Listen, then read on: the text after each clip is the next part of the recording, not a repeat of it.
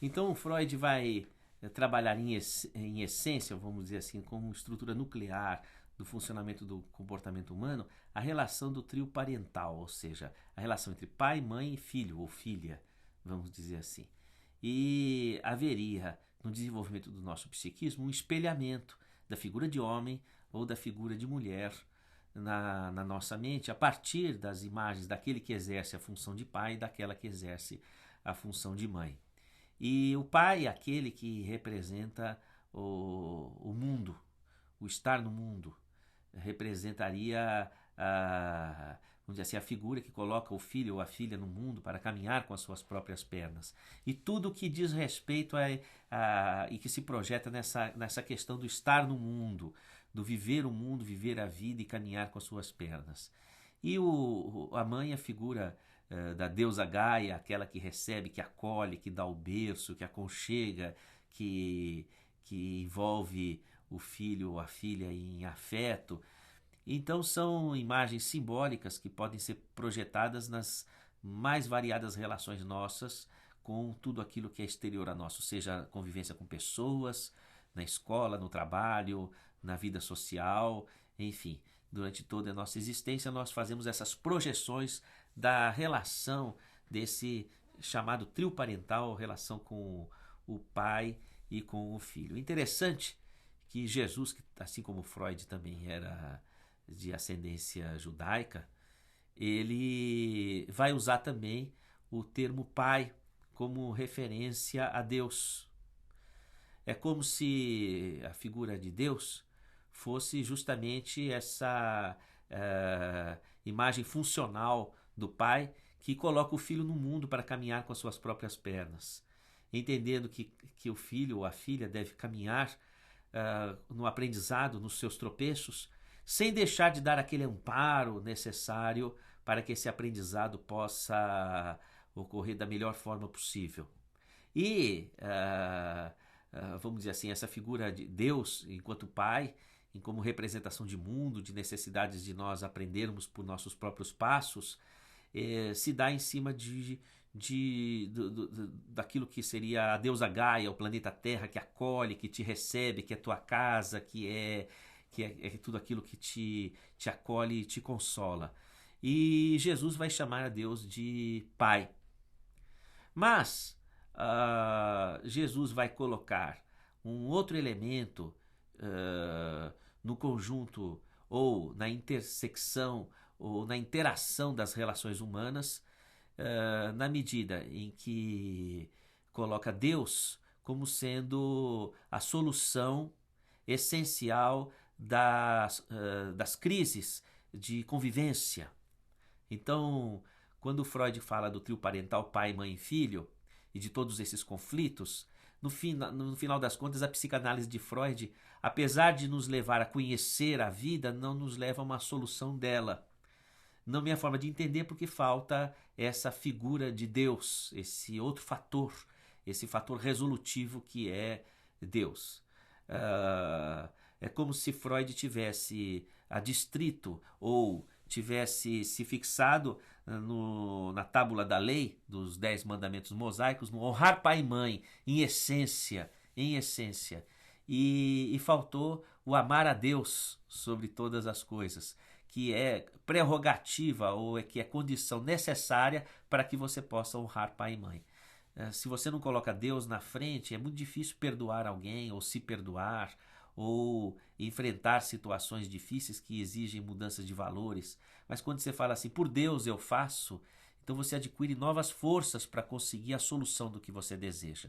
Alguma situação muito difícil, um relacionamento muito difícil, eu não consigo perdoar, eu não consigo caminhar, eu não consigo interagir, eu não consigo fazer. Aí você coloca Deus na frente e aí o seu coração, a sua energia se expande. Diz, por Deus eu faço. Se você colocar esse Deus na frente, já fica tudo mais fácil. E Jesus, ele coloca Deus na frente quando vai dizer Pai, Pai, chamar a Deus de Pai, sobretudo quando ergue a cabeça ao céu, seu olhar aos céus, e vai dizer Pai nosso que estás nos céus. Ele coloca também um outro elemento, não se chega a Deus se não conjugarmos o pronome nosso. Então, Jesus vai anexar o conceito da relação primária de trio parental a figura de todos os irmãos, que significam todas as pessoas que convivem conosco em nosso planeta, estendendo esse conceito para além. Eu estou fazendo uma inversão histórica aqui para ganhar na didática, vamos dizer assim. E portanto, não se chega a Deus sem conjugarmos o pronome nosso. E Jesus vai localizar Deus, curiosamente, quando ele diz assim: estar nos céus. O céu é compreendido como sendo a atmosfera, porque o céu é onde pairam as nuvens. E o que segura as nuvens no céu é essa atmosfera que nós respiramos, é o ar que nós respiramos. Dizer que está no céu pode dar uma impressão de distância, que está além, no azul do universo infinito, mas, sobretudo, está na atmosfera. E, portanto, nós, ao respirarmos, ao inspirarmos o ar, ao inspirarmos essa atmosfera, trazemos o hausto divino, a energia divina para dentro de nós. Então, Pai nosso que estás nos céus, quando se diz céu, significa a atmosfera que nós respiramos e, portanto, uma força divina que pode entrar dentro do nosso peito, dentro do nosso tórax, estar muito próximo de nós. E aí Jesus vai ensinar também um elemento da força mental primaríssimo, essencial, que é o que nós decretamos em nossa atitude. Quando ele diz assim: santificado seja o vosso nome. Quer dizer, ele está querendo colocar que a saúde, o santé, o estado de santé, de saúde, está quando nós o colocamos como sendo a essência dos nossos objetivos. Santificado seja o vosso nome, quer dizer, não é o nome da tristeza, nem o nome da revolta, não é o nome do ódio, nem o nome do rancor, mas é o nome de Deus, que é amor.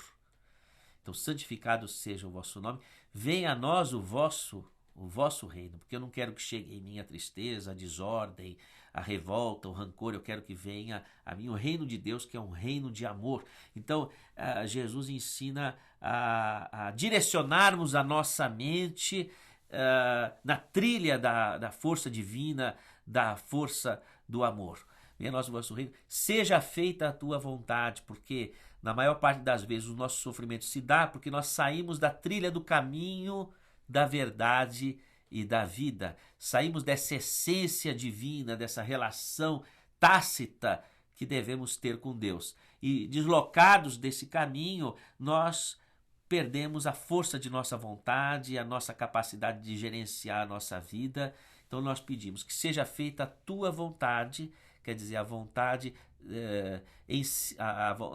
o nosso caminho esteja de acordo com a vontade divina, que representa a força de construção harmônica do universo.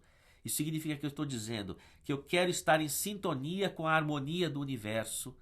Quer dizer, seja feita a tua vontade aqui na terra como no céu. Quer dizer, a lei divina, ela é para todo o universo, como vale aqui para nós, a mesma lei.